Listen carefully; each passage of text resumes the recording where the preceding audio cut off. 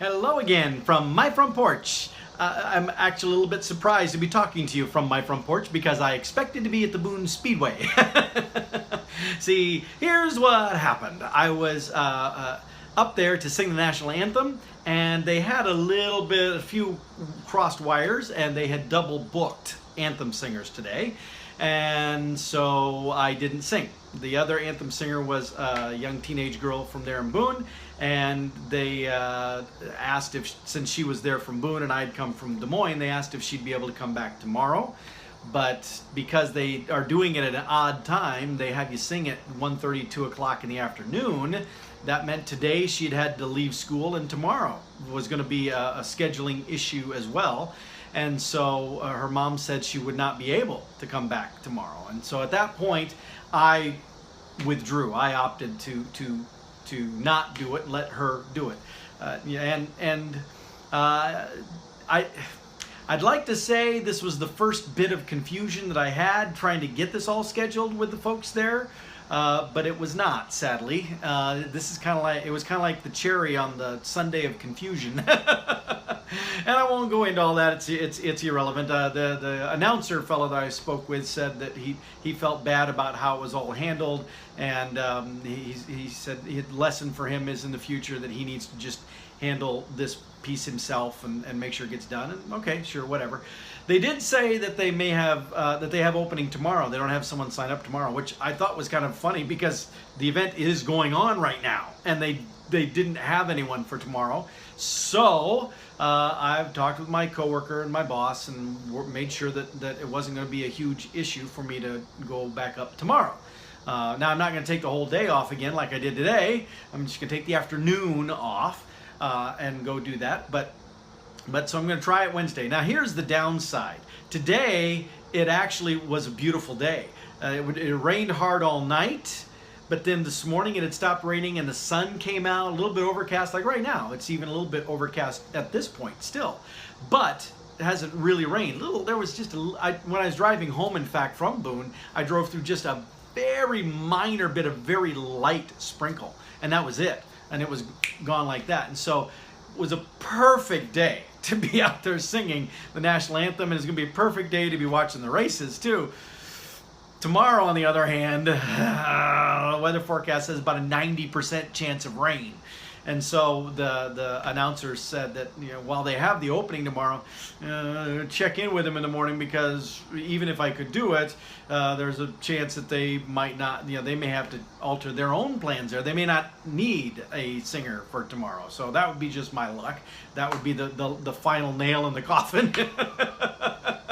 But we'll see. I was really looking forward to doing it, and I still would love to do it, even though this is further an inconvenience for me, but I'm still willing to do it. But here's the big takeaway. The point of this episode is not to rag on them about this, because confusion stuff happens. Did it annoy me? Yeah. Was I disappointed? Oh, absolutely disappointed, because it's a very special thing for me. I'm deeply honored when I get to do the National Anthem wherever, and I've never done it there, and so I was really looking forward to it. That's why I'm willing to make the effort again tomorrow to do it, because I would really enjoy doing that. But even if that doesn't happen, this is where I'm invoking a lesson that I learned from my pastor up in Ames many years ago. The concept of, is this a hill worth dying on? There are things that happen in our lives where it's important for us to maybe take a stand and be absolutely clear in no uncertain terms with whoever we're dealing with that what you did was wrong, I'm in the right, something needs to change, this isn't going to be allowed to stand. And that may impact that adversely the relationship, your image, how others perceive you, the reputation, the ability to work together. It may shut down future opportunities for something. There could be all kinds of potentially negative fallout that comes from the proverbial come to Jesus conversation.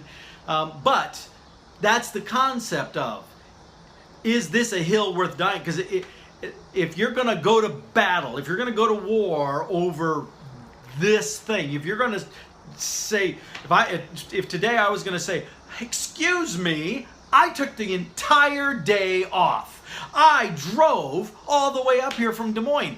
This kid is from high school and took a couple hours off from school and probably is just happy to be out of school and would love to miss more tomorrow. You know, make her come back. I should get to... Now, would I have been in my rights to have that attitude? Yeah. But would it have been right to have that attitude? Absolutely not. No. That is the kind of person who, I think the technical term is jerk. And as I said, I was not going to rob that teenage girl from the opportunity to get to perform the National Anthem. And I know how much it meant to me, and I'm not going to take that away from her. So, you know, the decision was a no-brainer. It was disappointing, but it was a no-brainer. But also, it was not a hill worth dying on.